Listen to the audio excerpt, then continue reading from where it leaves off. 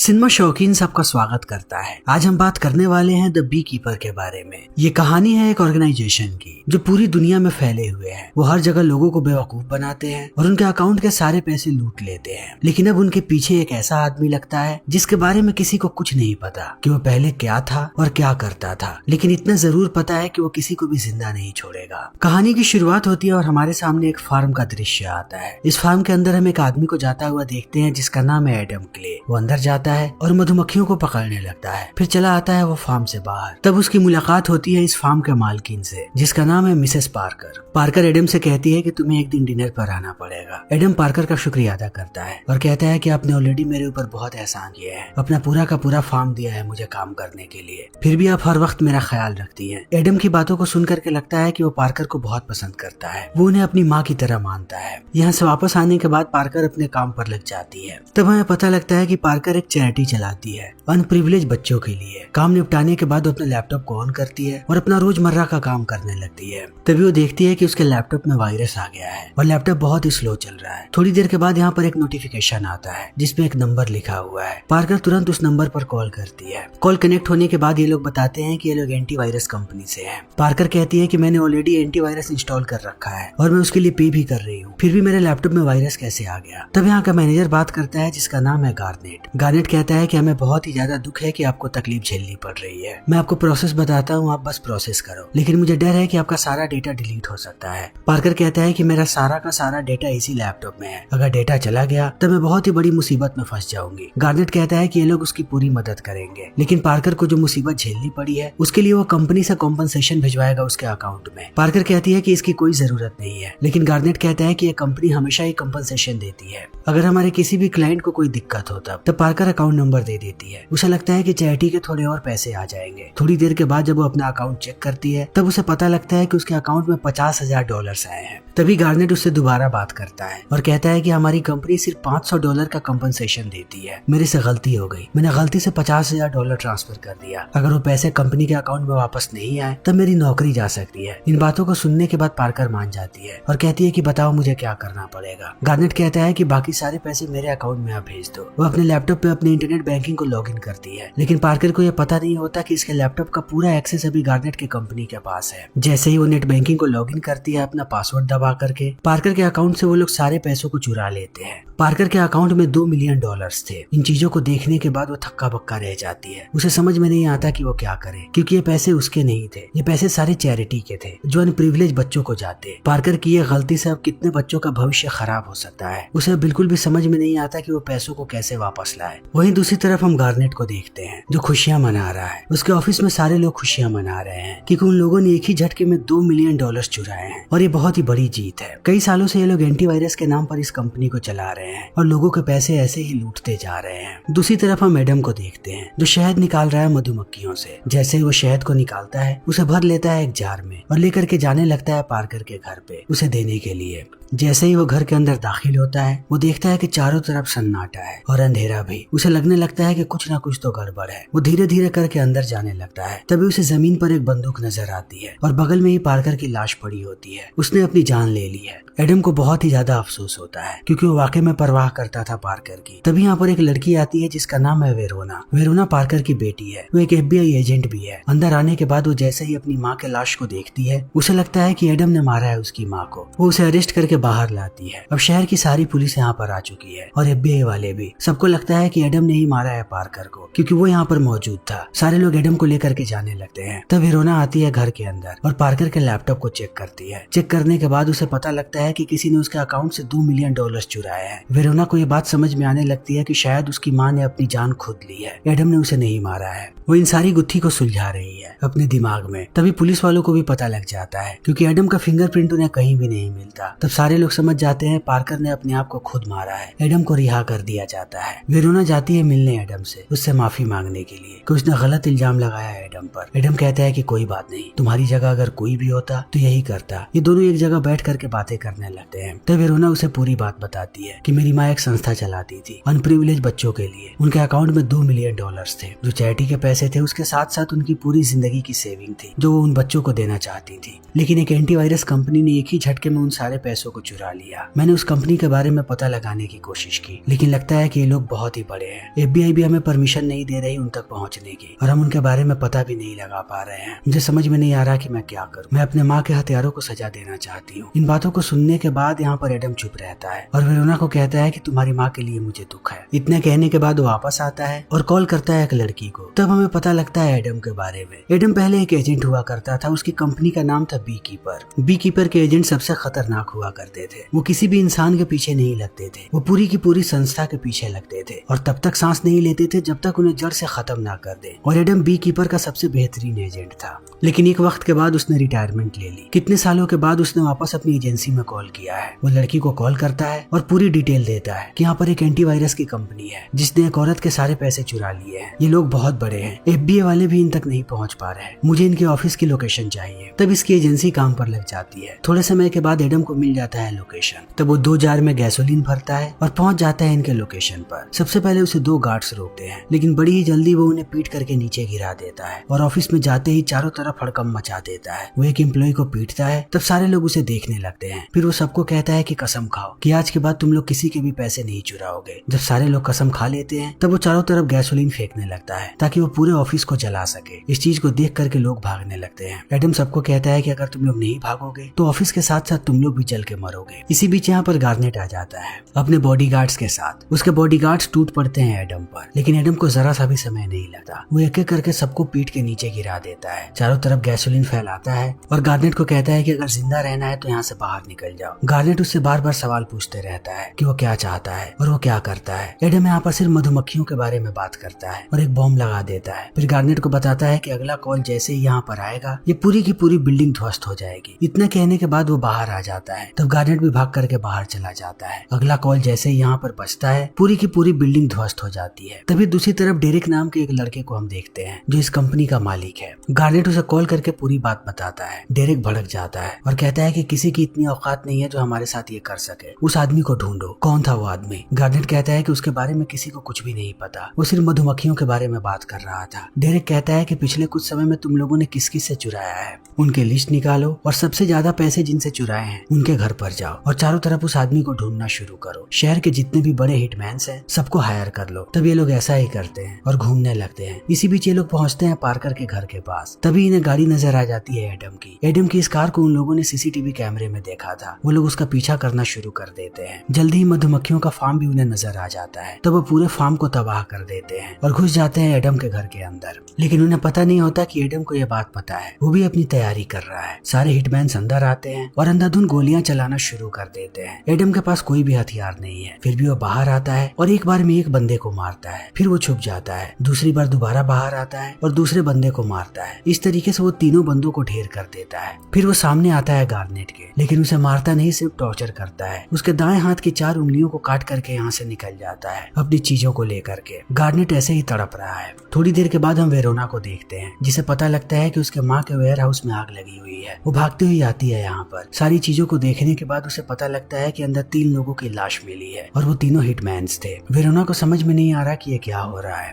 तभी उसे अंदर गार्नेट की ID कार्ड मिलती है और उसे पता लग जाता है एंटीवायरस कंपनी के बारे में। वो समझ जाती है कि ये वही लोग हैं जिन्होंने उसके माँ के पैसे को चुराया था। तभी उसे एहसास होता है कि यहाँ पर एक और आदमी रह रहा था। एडम वेयर हाउस में ही रहता था, वो गायब है। उसे अब एडम पर भी शक होने लगता है कि कहीं ना कहीं एडम का हाथ है इन सारी चीजों में। इसी बीच हम गार्नेट को देखते हैं जो यहाँ से बहुत दूर भाग चुका है। उसे लग रहा है कि अब वो सुरक्षित है। तब वो कॉल करता है डेरेक को और बताता है कि हमने एडम को हल्के में लिया था। वो कोई मामूली आदमी नहीं है। उसने एक ही झटके में सारे हिटमैन्स को मार दिया और मेरी भी उंगलियां काट दी। मुझे समझ में नहीं आ रहा कि अब मैं क्या करूं। तब डेरेक भी गुस्सा हो जाता है और कहता है कि उस आदमी के बारे में सारी जानकारी मुझे चाहिए कि वो कौन है और ये सारी चीजें क्यों कर रहा है। लेकिन अब गार्नेट कुछ बोल पाता उससे पहले यहाँ पर एडम आ जाता है और गार्नेट को बांधने लगता है। उसे बांधने के बाद वो हुक को लगा देता है अपनी गाड़ी में और गाड़ी को स्टार्ट कर देता है। गाड़ी ही जैसे ही समंदर में गिरती है उसके साथ गार्नेट भी नीचे चला जाता है और गार्नेट की मौत हो जाती है। डेरेक इन सारी चीजों को फोन पर सुन रहा है। तभी एडम फोन उठाता है। डेरेक उससे पूछता है कि तुम कौन हो और क्या चाहते हो। एडम उससे कहता है कि अगली बारी तुम्हारी है, अब मैं तुम्हारे पीछे आ रहा हूँ, तुम कुछ ही दिनों के मेहमान हो। तभी हम वेरोना को देखते हैं। वो हर तरह पता लगाने की कोशिश कर रही है एडम के बारे में कि आखिर वो कौन है और कहाँ से आया है, लेकिन पूरे डेटा को छान मारने के बाद भी उसे एडम के बारे में कुछ भी पता नहीं लगता। तभी हम डेरेक को देखते हैं, वो भी परेशान है। वो बात कर रहा है अपने पिता से जिसका नाम है वेलिस। वो भी पता लगाना चाहता है एडम के बारे में। तब हमें पता लगता है कि वेलिस कभी FBI का हेड हुआ करता था, इसीलिए आज तक FBI एंटीवायरस कंपनी तक नहीं पहुंच पाई। वो अभी भी इन्फ्लुएंस कर रहा है FBI को। डेरेक अपने पिता को समझाने की कोशिश करता है लेकिन वो नहीं समझता। तब वो कॉल करता है अपनी माँ को और यहाँ पर हमें पता लगता है डेरेक के माँ के बारे में। वो अभी प्रेसिडेंट के लिए इलेक्ट हुई है। जैसे ही अपने बेटे को परेशान देखती है, कॉल करती है वेलिस के पास और पूछती है कि आखिर क्या परेशानी है। वो कहता है कि एक बी कीपर है जिसका नाम है एडम क्ले। उसने इसके एक ऑफिस को तबाह कर दिया और वो इनके पीछे लगा हुआ है। डेरेक की माँ का नाम है डैनफोर्ड। वो वेलिस से कहती है कि चाहे कुछ भी हो जाए, मेरा बच्चा परेशान नहीं होना चाहिए, तुम उस आदमी के पीछे जाओ। तो वेलिस कॉल करता है बी कीपर के हेड के पास जिसका नाम है जेनेट।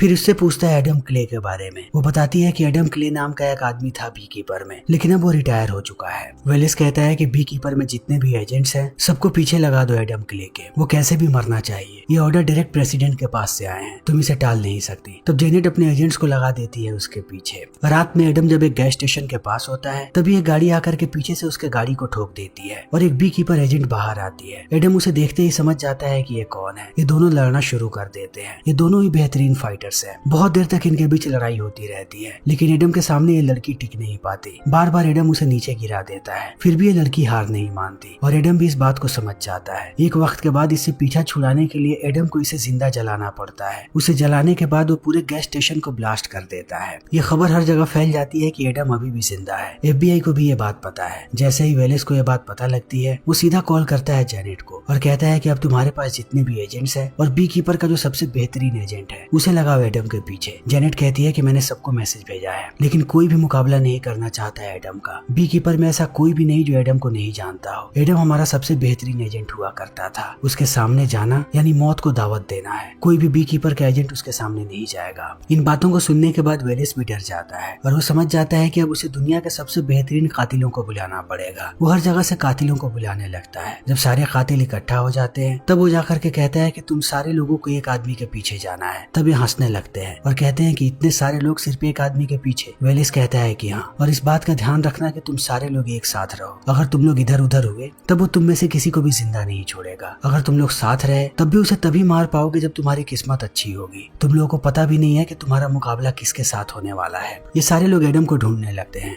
तभी दूसरी तरफ हम एडम को देखते हैं। एडम ने उस लड़की की उंगली काट ली थी। वो चला आता है उसके वेयर हाउस पे। वो हथियारों को इकट्ठा करता है और उसके सिस्टम में लॉगिन करके लोकेशन निकाल लेता है डेरेक की और निकल पड़ता है उनके पीछे। तभी हम डेरेक की बिल्डिंग को देखते हैं जिसका नाम है 9 स्टार। यहाँ पर भी एक कॉल सेंटर है। लोगों को बेवकूफ बनाने के लिए हर जगह उन लोगों ने कॉल सेंटर्स बना करके रखा है। वेलिस को पता है कि यहाँ पर एडम कभी भी आ सकता है, इसीलिए उसने FBI वालों को बुला करके रखा है। FBI वाले गेट पर ही होते हैं। तभी यहाँ पर एडम आ जाता है। वो उन लोगों से बात करता है और सबको पीटना शुरू कर देता है। एक ही झटके में वो कई FBI एजेंट्स को मार करके नीचे गिरा देता है। फिर एक एजेंट को पकड़ता है और ऊपर चला आता है कॉल सेंटर में। अंदर आते ही वो डेरेक को ढूंढने लगता है, लेकिन अंदर भी कातिल मौजूद हैं। वो सब गोलियां चलाना शुरू कर देते हैं एडम पर। एडम को अंदाजा नहीं था कि अंदर इतने लोग होंगे। वो अपने आप को संभालता है और नई स्ट्रेटेजी से काम करने लगता है। अंदर FBI वाले हैं, उसके साथ साथ बाहर के कातिल भी हैं। वो एक एक करके सबसे लड़ रहा है। वो किसी भी FBI एजेंट को नहीं मार रहा, लेकिन कातिलों को वो बड़ी ही बेरहमी से मार रहा है। देखते ही देखते वो हर तरफ लाशें बिछा देता है। हर तरफ कातिलों की लाशें पड़ी हुई हैं। सबको मारने के बाद वो आता है यहाँ के मैनेजर के पास और उससे पूछता है कि डेरेक कहाँ पर है। वो कहता है कि मैं तुम्हें नहीं बता सकता, ये लोग बहुत खतरनाक हैं, ये मुझे मार देंगे। एडम कहता है मैं भी तुम्हें मार दूंगा, लेकिन पहले मैं तुम्हें टॉर्चर करूंगा फिर मारूंगा। तो मुझे बताओ कि डेरेक कहाँ पर है।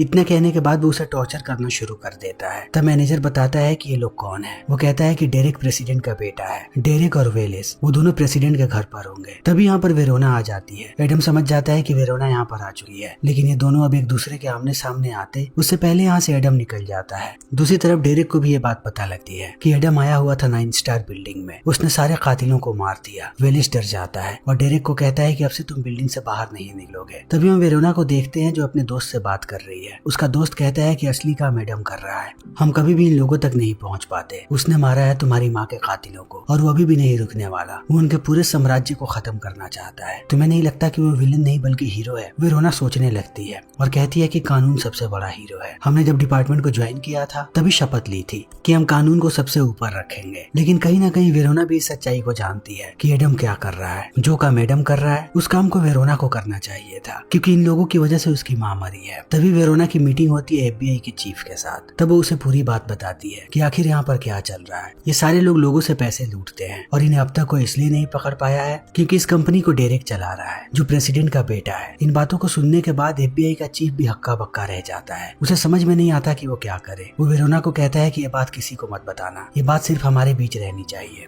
अब ये सारे लोग पहुंचने वाले हैं प्रेसिडेंट के घर पे। हर तरफ FBI वाले फैले हुए हैं। उन्हें पता है कि एडम यहाँ पर आएगा और एडम ऐसा ही करता है। वो सबसे पहले गटर के रास्ते अंदर आता है। अंदर आने के बाद एक ट्रक के नीचे चिपक जाता है। उसे पता है कि सारे लोग ट्रक के नीचे की भी तलाशी लेंगे। जैसे ही वो आगे जाता है एक FBI एजेंट आता है नीचे पहिए पर और चेक करने लगता है। यही सही मौका होता है एडम के पास। वो उसे खींच करके ऊपर लाता है और उसे मार करके चिपका देता है ट्रक के नीचे और उसके कपड़े पहन करके आ जाता है बाहर। अब वो आसानी से अंदर जा सकता है। दूसरी तरफ वेलिस भी परेशान है। उसने और भी कातिलों को बुलाया है। उसे FBI एजेंट्स पर बिल्कुल भी भरोसा नहीं है। तभी यहाँ पर डेनफोर्ड आती है। उसके साथ FBI का चीफ भी है। डेनफोर्ड पहली बार बात करती है डेरेक से और उसे पता लगता है कि डेरेक क्या कर रहा है। डेनफोर्ड को ये पूरी बात पता नहीं थी कि वो कितने सारे लोगों से पैसे लूट रहा है। वो डेरेक को डांटना शुरू करती है कि तुम ये क्या कर रहे हो। तब डेरेक कहता है कि आप इस बात को मत भूलो, उन्हीं पैसों की मदद से आज आप राष्ट्रपति बने हो। आपके इलेक्शन के कैंपेन के सारे पैसे मैंने दिए हैं, जो उसी बिजनेस से आए हैं। हमने एक भी पैसा बाहर से नहीं उठाया है। किसी ने हमें कोई भी फंडिंग नहीं दी। दूसरी तरफ हम एडम को देखते हैं जो अंदर आ चुका है। तभी वेरोना की नजर उस पर पड़ जाती है। वो सारे लोगों को इत्तला कर देती है। अब FBI के सारे एजेंट्स उसके पीछे हैं और बाकी के कातिल भी। वो बाहर उसे चारों तरफ से घेर लेते हैं। वेलिस जैसे ही देखता है वो कातिलों को कहता है कि वो मार गिराए यहाँ पर एडम को। वेरोना कहती है कि ये गलत है, हम इसे मार नहीं सकते, हमें इसे गिरफ्तार करना है। लेकिन वेरोना को समझ में आ जाता है कि ये लोग किसी की नहीं सुनेंगे। वो लोग एडम को मारने वाले हैं। लेकिन एडम पूरी तैयारी के साथ आया है। जब वो अंदर आया था तभी उसने सारे के सारे गाड़ियों में बॉम्ब्स लगा दिए थे। वो तुरंत बटन दबाता है और चारों तरफ ब्लास्ट होने लगता है, जिससे ये लोग डिस्ट्रैक्ट हो जाते हैं। डिस्ट्रैक्शन का फायदा उठा करके वो एक एक करके मारने लगता है सारे कातिलों को। जो भी उसके सामने आता है वो उसे मौत के घाट उतार देता है। धीरे धीरे करके वो अंदर आ रहा है। हर तरफ वो लाशें बिछाते जा रहा है। हर तरफ कातिल भरे पड़े हैं, लेकिन एडम भी तैयार है उन सबको मारने के लिए। तभी उसका मुकाबला होता है सबसे खतरनाक कातिल से, जो बहुत ही स्ट्रॉन्ग है। उसका एक पैर स्टील का है जिसे वो अपने स्ट्रेंथ की तरह यूज करता है। वो लड़ने लगता है एडम से। इन दोनों के बीच बहुत ही घमासान लड़ाई होती है। पहली बार कोई एडम को घायल करता है, लेकिन एडम जानता है कि ऐसे लोगों से कैसे निपटना है। थोड़ी देर के बाद वो टूट पड़ता है इस आदमी पर और उसे तब तक मारता है जब तक उसकी मौत नहीं हो जाती। फिर वो अपना उपचार करता है और धीरे धीरे करके आगे बढ़ने लगता है राष्ट्रपति के कमरे की तरफ। तभी उसकी मुलाकात होती है वेलिस से। वेलिस एडम को बहुत सारा पैसा ऑफर करता है, लेकिन एडम नहीं मानने वाला। उसे पैसों में कोई भी रुचि नहीं है। इसी बीच हम प्रेसिडेंट को देखते हैं, जो डेरेक को कहती है कि मैं जनता को पूरी सच्चाई बताने वाली हूँ। आज मेरा भाषण है, मैं तुम्हें सबके सामने नंगा कर दूंगी कि तुमने क्या किया है। इन बातों को सुनने के बाद डेरेक गुस्सा हो जाता है और गोली मारता है FBI के चीफ को। तभी हम देखते हैं एडम को, जो दरवाजे को तोड़ने वाला है। जब वेलिस उसे रोकने आता है तब वो उसका हाथ तोड़ देता है, फिर चला आता है अंदर। जैसे ही डेरेक एडम को देखता है वो बंदूक तान देता है अपनी माँ पर और एडम को कहता है कि अगर तुम आगे आए तो मैं इसे मार दूंगा। तभी यहाँ पर वेरोना भी आ जाती है और एडम को कहती है कि वो अपने बंदूक को फेंक दे। एडम वेरोना की तरफ देख करके कहता है कि तुम किसके लिए काम करना चाहती हो, सरकार के लिए या इंसाफ के लिए? तुम्हें इस बारे में सोचना चाहिए। तभी हम डेरेक को देखते हैं जो गोली मारने वाला है अपनी माँ को, क्योंकि अगर वो जिंदा बच गई तो आज के भाषण में उसका पर्दाफाश कर देगी। लेकिन वो ट्रिगर दबाता उससे पहले एडम उसे गोली मार देता है और गोली मारने के बाद खिड़की से बाहर कूद जाता है। तब वेरोना उसके पीछे जाती है और एडम खड़ा हो जाता है। वेरोना के पास मौका है कि वो एडम पर गोली चलाए, लेकिन वो उस पर गोली नहीं चलाती। वो जानती है कि एडम सही है, उसने उसकी माँ का बदला लिया है और सच्चाई को दुनिया के सामने लाया है। वो उसे इशारा करती है कि वो भाग जाए। तब एडम यहाँ से भाग जाता है। वो नीचे कूदता है और चला आता है समंदर के किनारे। तब हमें पता लगता है कि एडम ने पहले से ही सारी तैयारी कर रखी थी। उसने सारे गैजेट्स को जमीन में छुपा दिया था। वो सबको बाहर निकालता है और कूद जाता है समंदर के अंदर, ताकि यहाँ से वो दूर निकल जाए और किसी की नजर में न आए। फिर इसी के साथ ये फिल्म यहीं पर खत्म हो जाती है। तो दोस्तों, हमारी आज की ये वीडियो यहीं पर खत्म होती है। अगर आपको हमारी ये वीडियो पसंद आई हो तो इसे लाइक करें, शेयर करें और चैनल को सब्सक्राइब करें। Thank you.